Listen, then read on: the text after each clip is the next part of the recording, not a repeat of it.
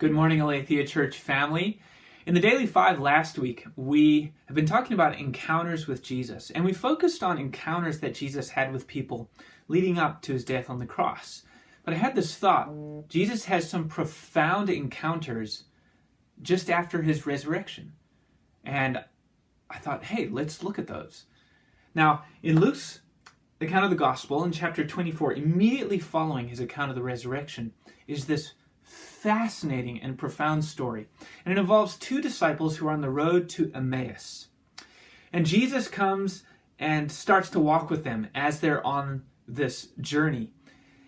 And over the space of this journey, the difference that their conversation with Jesus makes is profound. You can picture it kind of like a before and after picture. You know these pictures, whether it's workout equipment or dietary supplement, they'll show you a before and an after picture. For these two disciples, it's a transformative before and after picture.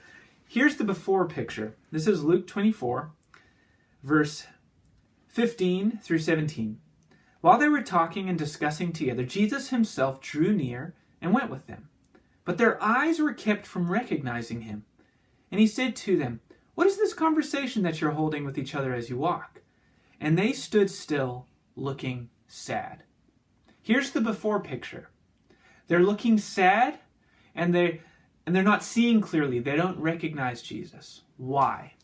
Well, we discover in the story that they had expectations about how the Savior was going to come and was going to accomplish what they call redemption for Israel. They thought it was going to be through a military triumph.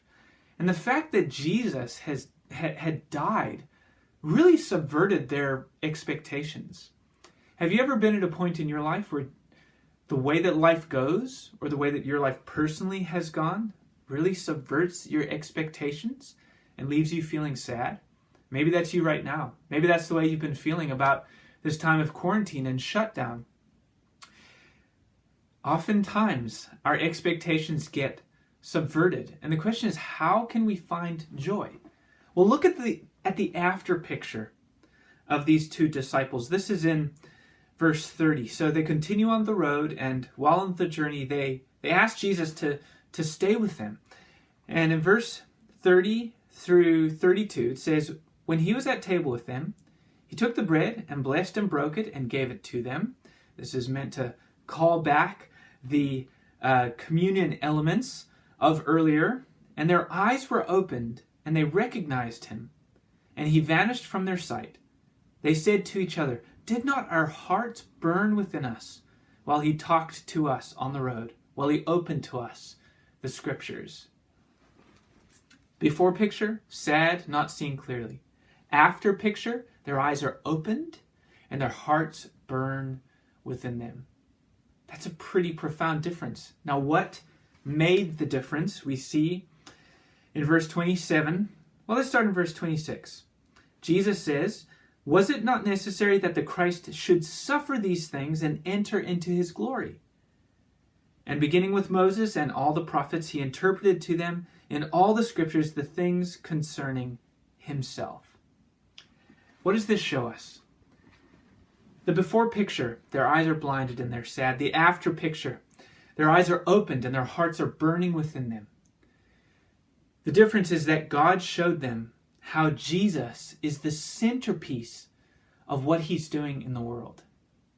I don't know about you, but at times when my expectations are subverted and I'm confused about what's going on, what I need more than anything, and what you need more than anything, is to be reminded how Jesus is the centerpiece, the focal point of what God is doing in the world. It doesn't mean we understand everything magically.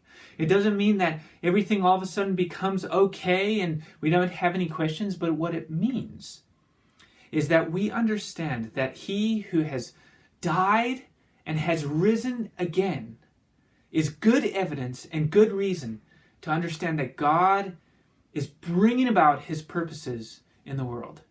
I don't know where you're at today, but here's what I know.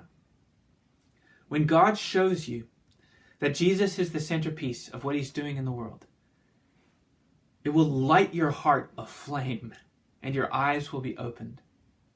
And I would encourage you, even today, ask God to show you how that is the case. Ask God to show you all the incredible ways in which Jesus is at the center of what he's doing in the world. I believe it will transform your faith and it will transform your heart. God bless you.